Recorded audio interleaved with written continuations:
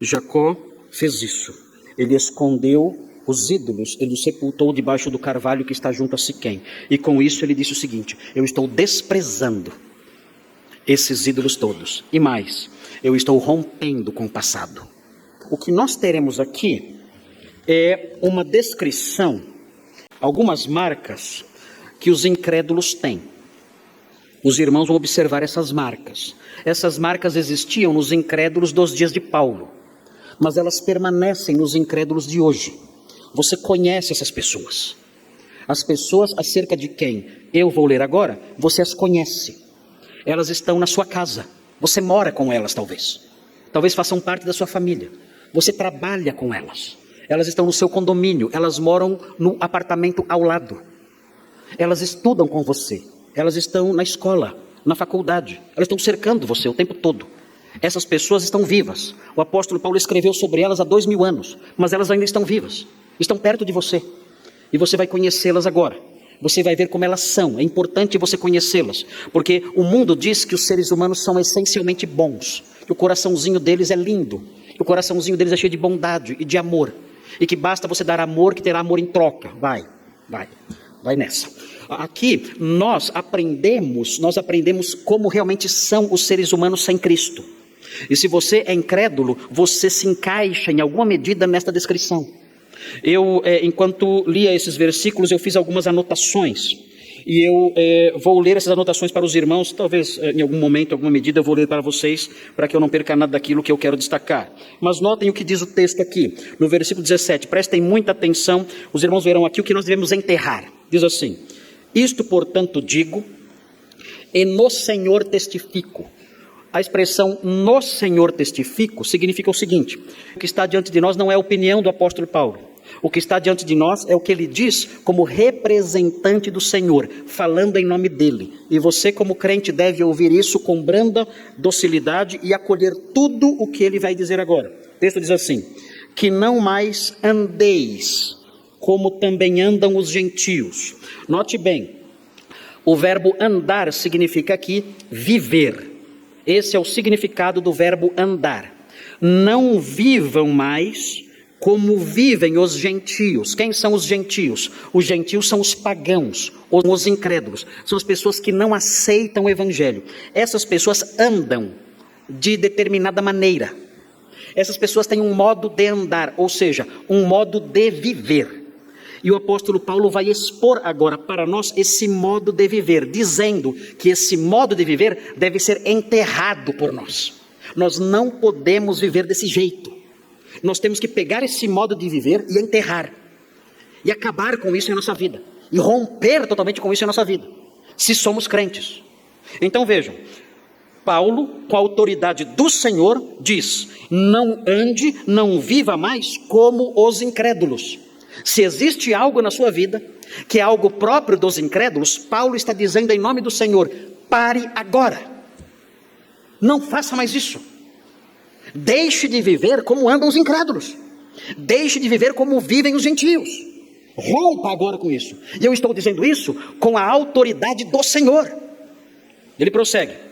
Vejam como andam os gentios. Primeiro, os gentios andam, os pagãos andam, os incrédulos andam na vaidade dos seus próprios pensamentos. O que é isso? O que significa essa expressão? Os incrédulos andam, os incrédulos vivem. O modo de vida deles é ditado, é orquestrado, é dirigido pelos seus pensamentos vãos. Como assim? A expressão pensamentos vãos significa pensamentos vazios, sem sentido e inúteis. O que nós temos aqui é uma avaliação da mentalidade lá fora. Paulo está dizendo que a mentalidade dos homens sem Deus é uma mentalidade inútil, vazia e sem sentido. Eles se apresentam como sábios, mas Paulo diz, eles são loucos.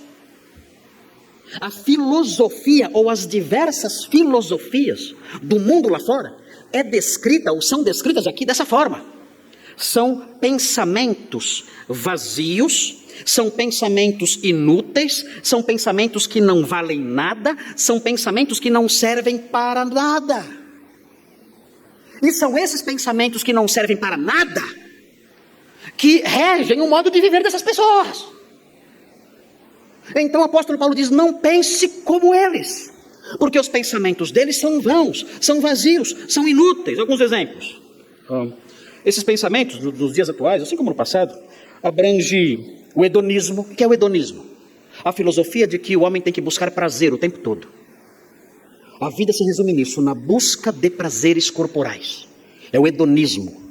É o existencialismo hedonista que domina a nossa sociedade. É a busca de prazer o tempo todo. Eu tenho que ter prazer. Eu não posso sofrer nem um pouquinho assim. Se eu sofrer um pouquinho assim, eu já corro para os psicólogos e me entupo de remédios para tentar me livrar do sofrimento. Porque a razão da vida é o prazer. É o prazer. Eu não posso ter isso aqui de sofrimento. Nós somos todos imaturos. Não temos estrutura para aguentar nada. Nada. Não achei o meu sapato no shopping. De terapia. O meu sapato está esgotado. Não tem mais o sapato que eu queria. Meu coração. Meus irmãos. Desculpem.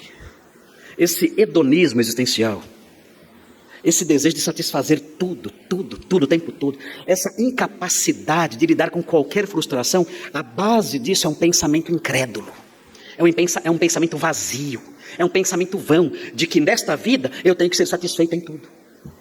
Todos os meus desejos têm que ser satisfeitos. Todas as minhas vontades têm que ser satisfeitas. Isso é um pensamento incrédulo, pagão. É um pensamento que não vale nada e que não serve para nada. É um pensamento inútil. Eu tenho que me livrar disso. E aprender que no mundo de pecado, no mundo de trevas, no mundo caído, eu terei dores. No mundo caído, eu terei problemas. No mundo caído, eu perderei coisas. Eu tenho que ter essa maturidade, entender. A minha mente tem que ser realmente instruída pela palavra de Deus, não pelas bobagens que os incrédulos vomitam lá fora. Tem que amadurecer.